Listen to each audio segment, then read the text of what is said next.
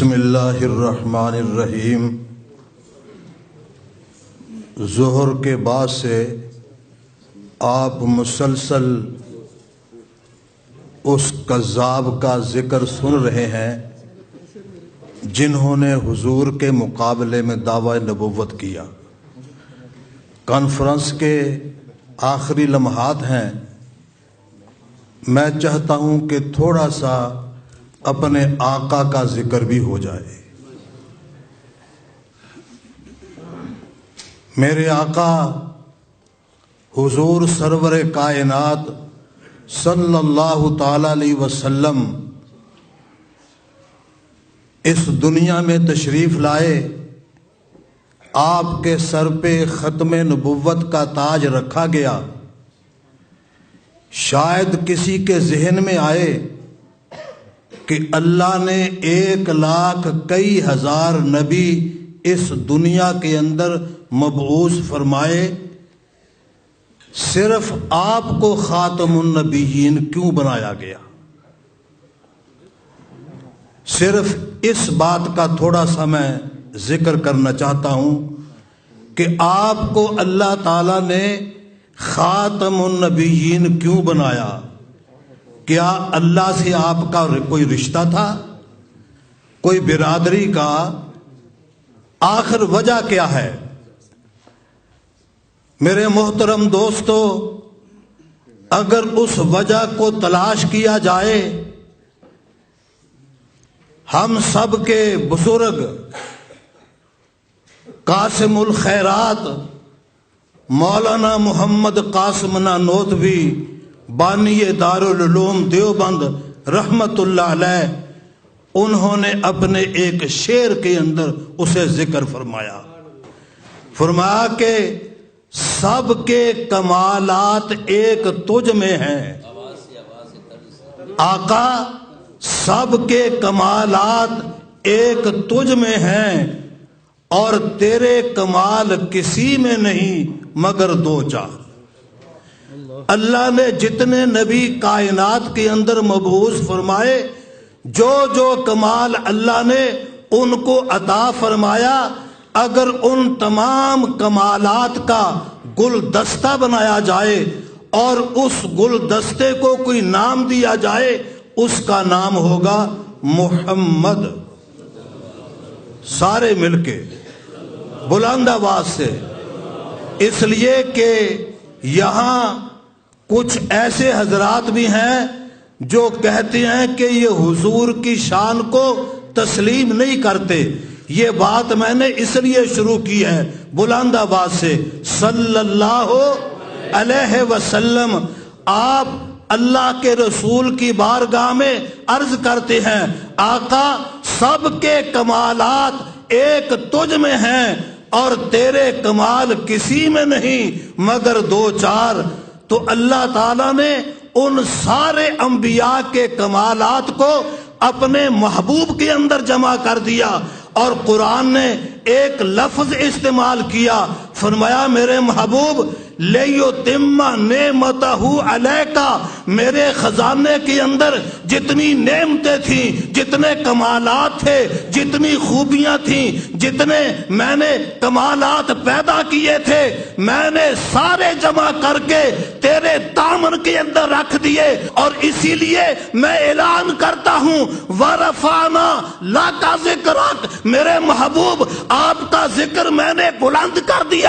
ایک قادیانی نہیں، کروڑوں قادیانی آ کے اگر میرے آقا کے بعد دعوی نبوت کرتے ہیں، وہ جھوٹے ہیں، کذاب ہیں۔ جو مقام اللہ تعالیٰ نے میرے محبوب کو عطا کر دیا، اب وہ مقام کسی کو عطا نہیں کیا جا سکتا۔ آپ نے حضرت یوسف علیہ السلام کے حسن کے جلوے سنے ہوں گے۔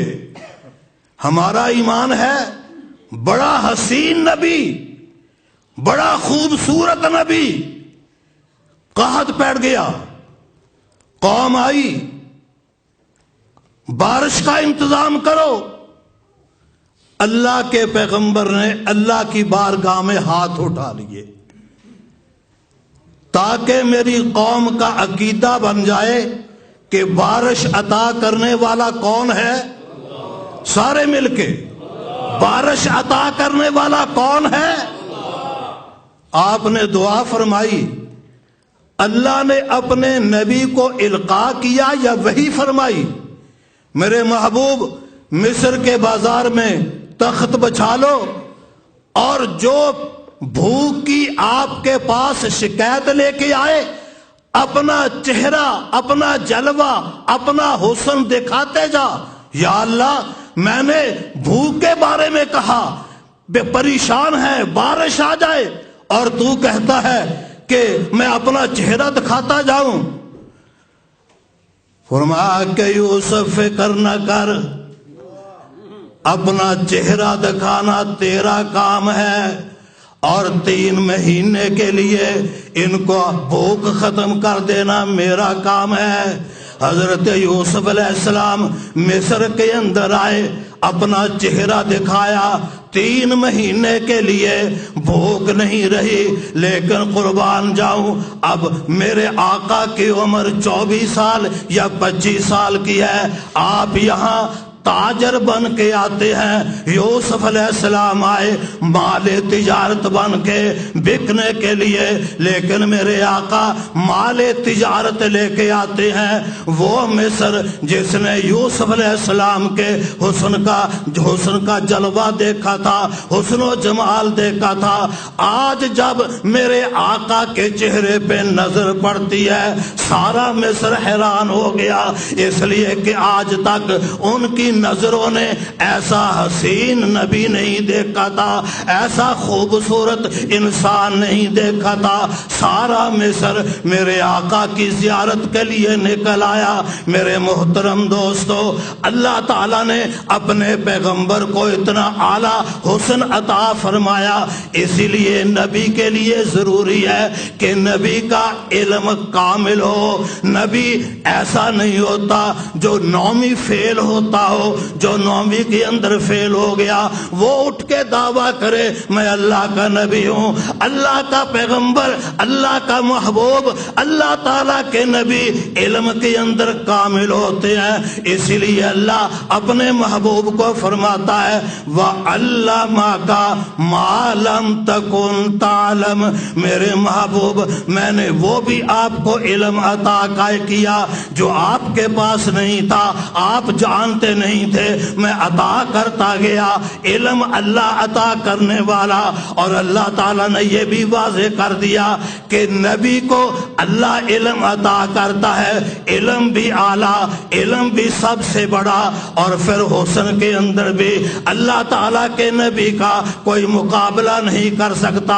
اسی لیے میں عرض کیا کرتا ہوں، حضرت جابر خود اپنی زبان سے بیان کرتے ہیں کہ 14ویں رات کا چاند آسمان پہ چمک رہا تھا، میرے دل کے اندر خیال آیا آج میرا آقا مسجد نبوی کے اندر آرام کر رہا ہے، چہرہ مبارک ننگا ہے، آج میں موازنہ کر کے دیکھوں کہ آسمان کا چاند زیادہ حسین ہے یا مدینے کا چاند زیادہ حسین ہے۔ ختم کروں، آخری بات عرض کروں، فرماتی ہے میں نے بار بار موازنہ کیا، مقابلہ کیا، رب کائنات کی قسم ہے میں مقابلہ کرتا گیا، میں نے 14 مرتبہ امام الانبیاء کے چہرے کو دیکھا، اور 14 مرتبہ میں نے آسمان کے چاند کی طرف دیکھا۔ انہیں کہنا پڑا کہ جو حسن و جمال میں نے اپنے آقا کے چہرے کے اندر دیکھا وہ آسمان کے چاند کے اندر نہیں تھا۔ پھر بقول کسی شاعر کے کہ روایت کرندہ صحابی مرارا، میں ایک دن سے ڈٹھا محمد پیارا، چنو 14ویں سی تے کوئی ستارہ، میں دونوں نو دیکھاں دوبارہ، خدا دی قسم چن متمڑ سایا، اور محمد دا چہرہ سونا نظری آیا۔ میں اسی پہ اپنی بات کو ختم کرتا ہوں کہ حسن یوسف دم عیسیٰ ید بیضا داری، آنچ ہما خوباں تنہا دارند، آقا تو تنہا داری۔ وآخر دعوانا